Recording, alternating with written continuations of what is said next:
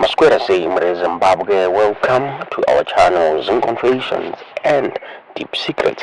Kana kariki kutanga kukuya paneno channel, please don't forget to subscribe. Kana chungwa garoga subscriber, don't forget to comment and share this video.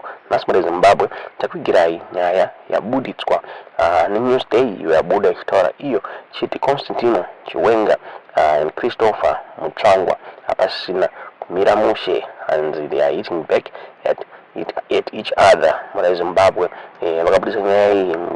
after the Defense Forces Day commemoration kaitwa Kurufaro Stadium in the Harare capital on Tuesday this week.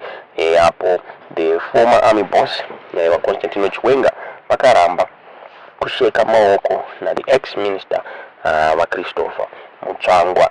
Pane reports akabuda kuti there is bad blood between vaviri ava, and zvakaoneka Kurufaro Stadium apo Constantino Chiwenga akaramba kusheka maoko kuna Christopher Mutsvangwa zvakare pakaintroducwa vaChiwenga akaramba kusimuka, akaita zvekutozokwenywa kuti asimukire vice president vachifamba. Chiwenga akapfuurira Mutsvangwa achinomhoresa mukadzi wake Monica anova the Minister of Women Affairs. Pakabatwa Mutsvangwa they comment on this issue, direct my questions to the party's director of information Vafarai Marapira. Vaniwa vanakuda kukomenta on this issue. Marapira vakabuda vachitara ivo vachi this narrative incident yakaitika Kurufaro was a creation social media. Vatara vachiti hapana bad blood between Chiwenga na Mutsvangwa. Vakabuda vachitara vachiti contrary to defect narration on social media, Vice President Constantino Chiwenga and Comrade Christopher Mutsvangwa greeted quite homely, and any talk of tensions or animosity are simply the creation of social media.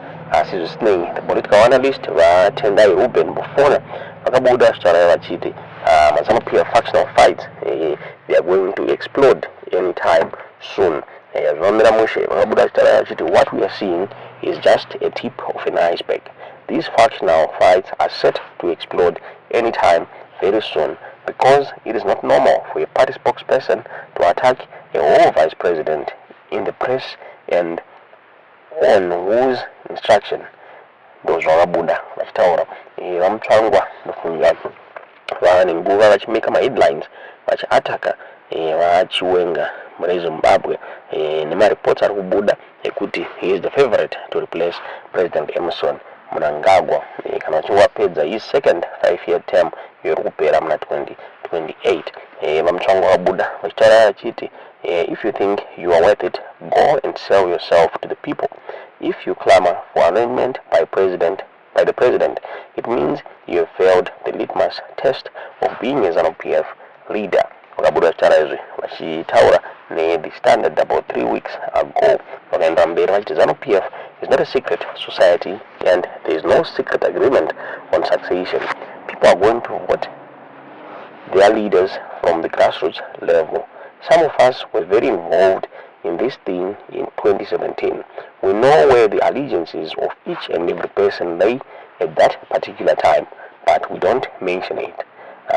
And everyone who goes into politics and has ambitions to be a leader must play by the rules, especially of a revolutionary democratic party. ZANU-PF is not Makandiwa's church, where he can have himself, his wife, and his kids and his followers and say, "This is my church." President Mnangagwa is an elected leader of a revolutionary democratic party. There is no godly anointment in ZANU-PF. Mutsvangwa vakatoenda mberi vachitaura ivo vachiti vaMnangagwa vakaendera vaChiwenga as his successor izvi zvinoresistwa nevanhu vari muZANU-PF. Vakabuda vachitaura vachiti you want to become a leader by induction like a magnet, saying because I'm a piece of iron, I must be magnetized by the president. Even if the president said there is a secret agreement, we would consume him. Ndozvakabuda vachitaura. Ndofunga muna mingi zvakare this year vaMutsvangwa vakabuda vachiaccusa Vice President Constantino Chiwenga vachitaura ivo vachiti he was behind the arrest yemwana wavo nephew on charges illegal foreign currency trading reZimbabwe. Mutsvangwa vakabuda vachiclaima ivo vachiti Chiwenga was behind the move iyo yanga iri aimed at driving a wedge between ivo navaMnangagwa. Ndofunga vaMnangagwa vakabuda kana kwana kuita ka2 vachitaura ivo vachiti havana maplans ekuextenda his 2 terms. Vachitaura ivo vachiti is going to follow the constitution, but the youth league yakabuda ichiinsista ichitaura iyo ichiti vaMnangagwa varikufana kuwedzera term yavo beyond 2028. Vakabuda vachitaura ivo vachiti I have done my first 5 years and we went to Congress and I was re-elected to lead for another 5 years. This is my last 5 years which will end soon and then I go and rest. Ndo zvakabuda zvichitaurwa navaMnangagwa. Sapana kumira mushe kutaura kunoko mune mafactions arimo mubato reZanu PF. vaChiwenga vari kunzi vari kuda kupinda papresident zvakare according to Kasukwere. vaMutsvangwa vari kunzi is planning to take over from Mnangagwa. Tindaziva kuti munoona sei nyaya iyi zvichapera mushe here kana kuti who is going to succeed president Emmerson Mnangagwa. Zvakare nechiitiko ichi does it show kuti vaMutsvangwa navaChiwenga havasi kuonana? Tikada kuwesta nguva inotango kuratidzai zvakaitika during this event over Matudza kuti is there any bad blood between Chiwenga and Mutsvangwa? Tiudzei zvamuri kufunga pamusoro penyaya iyi mucomment section. CGGM Chiwenga and Amai Pachena Pachaurayuwa Chiwenga.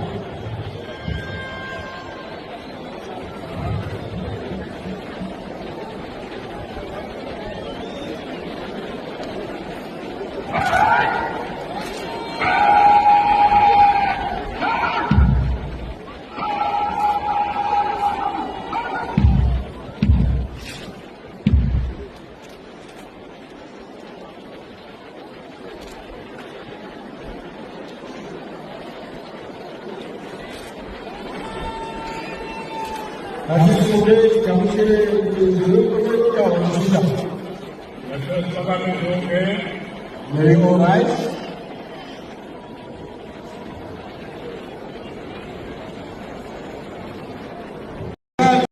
CGGM Chiwenga and Amai Pachena Pachaurayuwa Chiwenga.